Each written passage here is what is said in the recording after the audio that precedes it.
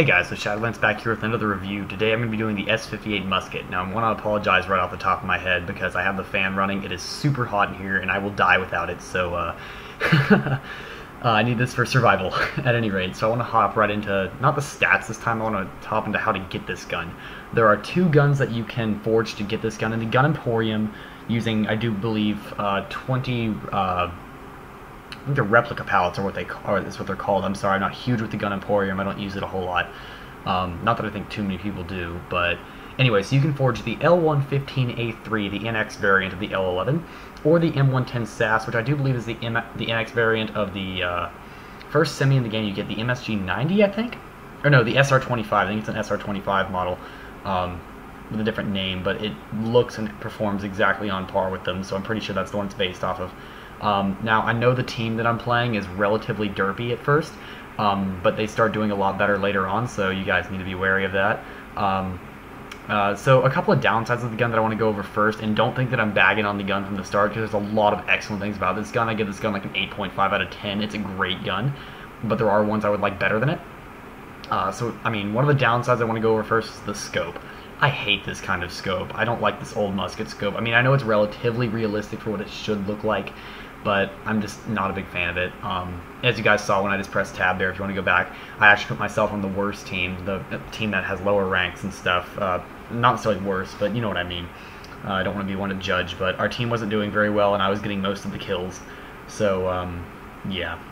I'm not doing a lot of long-range sniping.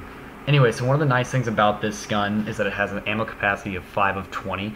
That's, I think, equal with the TPG-1 Pro, which is really, really nice. So some nice things about this gun is this thing performs practically on par with the TPG-1 Master. This thing is very, very difficult to tank, even for a Hauser, although it does tank a little more often than the Masters does. I'm going to be comparing this to the Masters quite a bit, because really the only difference is one has a silencer and one doesn't.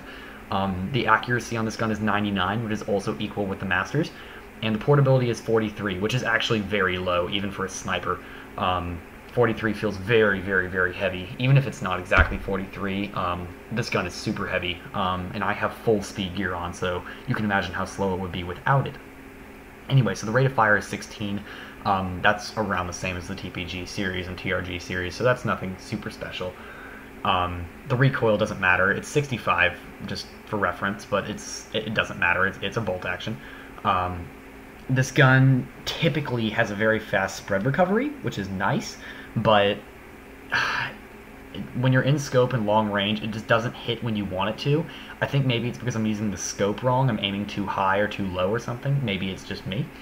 But I tend to miss a lot of times. If you want to see a good example of it, it's right back at the very beginning of the review when I was base raping. I get the double kill, and then I get a headshot, I get the double kill, I turn around and go for the multi-kill, and the shot definitely hits him. You can see the tracer go right through him, but he doesn't die. And it wasn't like it was a headshot that just barely missed or something. It's like the tracer went right through him. So I don't know if that's a problem with the gun or, I don't know. But it just seems like even when you have it directly on them, it doesn't seem to get the kill. And, anyway, yeah. So things you can equip on this thing, only an extended magazine. You cannot put a silencer on this gun, and obviously not a different scope, for those of you who are still derping with the game.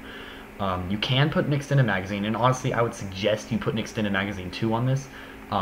Even for long-range sniping, you don't have to be a quick scoper, and that's one thing I'm going to go into right now. This gun, although I see a lot of people quick scoping with it, and they're super good with it, I cannot quick scope with this gun for my life. So, in my opinion, I think this gun is terrible for quick scoping, but that's my personal opinion. You might want to try it out yourself. As far as quick scoping, I don't think this gun just feels like gameplay, excluding the damage. I feel like the recoil and spread and stuff feels very much like the M1866. I know that is a semi-sniper. I know it's not a bolt action. I realize this, but the actual usability of quick scoping and stuff feels very similar to the M1866. I think this may be, and look, right there, if you saw that second shot that I fired, that was right on him and it missed. Unlike the other derp shots that I fired there.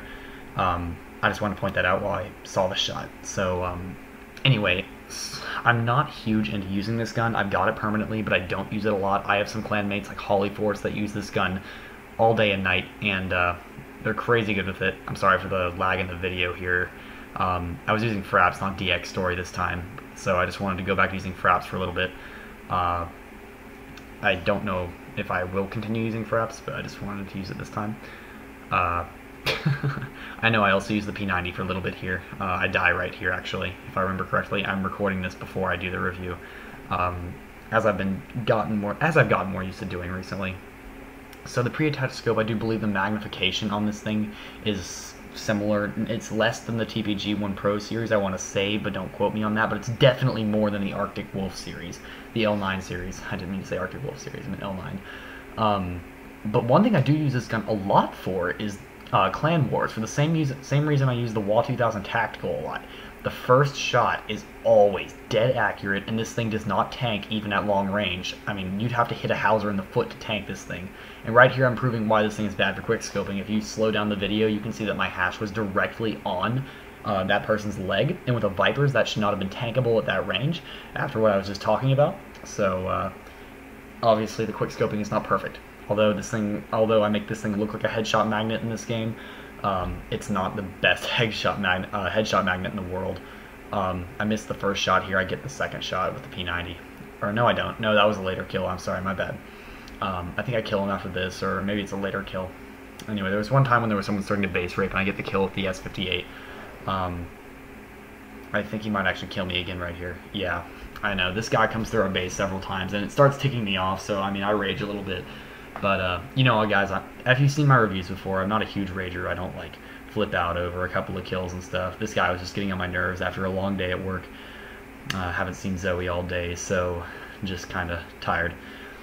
Anyway, so the gun does look pretty much like it should. I don't think that aesthetically it looks so far off from an original musket. I have done research on muskets before, and it looks about as how it should look. Now, obviously, I'm not including the whole scope magnification and stuff because I don't know about old style scopes. I don't even think they had them. But this thing is super powerful, and honestly, so what I would say is I think everyone should try this gun at least, and see if they like it, because I think it's a great gun. It really is a good gun. It's good for competitive play, and it's good for just in general. It's good for long range play because it never tanks. And is very accurate. Oh, and one thing I want to point out here, these guys do start dicking around here and start placing mines all over the place and just not focusing on the game. So yes, it gives me a few free kills with my team, but they kind of knock it off after a while, and that's actually where I end the review, because I'm not super interested in continuing to play a game where people aren't really focusing on the hardcore gameplay where I can show what I can do and, you know, have fun. So up until about this point, it's been usual, typical gameplay, but for the last 2 to 3 minutes of this, it's going to be just me kind of base raping, killing people that aren't even focusing on the game. But I just thought this was good video footage so I could show you long range, quick scoping, and just every bit of aspect of the gun, since I covered pretty much everything in this video. I'm not going to be doing this again anytime soon. I do not like this kind of gameplay. It's boring. Really isn't very fun to play.